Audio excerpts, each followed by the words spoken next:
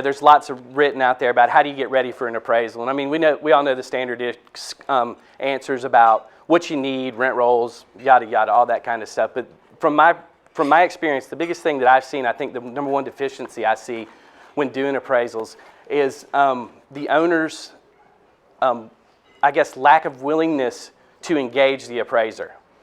So every property that you guys have or have owned has a story behind the property. And, as we go out there as an appraiser, as I go out there, at the very last moment of an appraisal, I come down to a final number, and that's just because that's where the bank makes us be.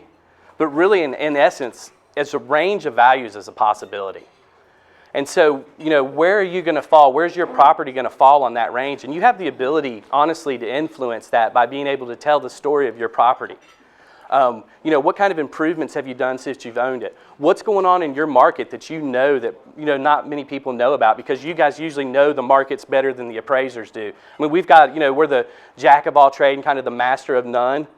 But you guys are intimately involved in the markets, your property, and you've got a huge vested interest, obviously, in the property.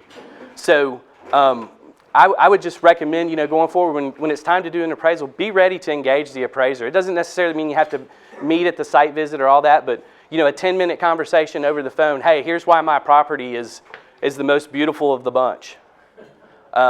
Here's why, here's what we've done. Here's where we're going. Here's our vision for this property.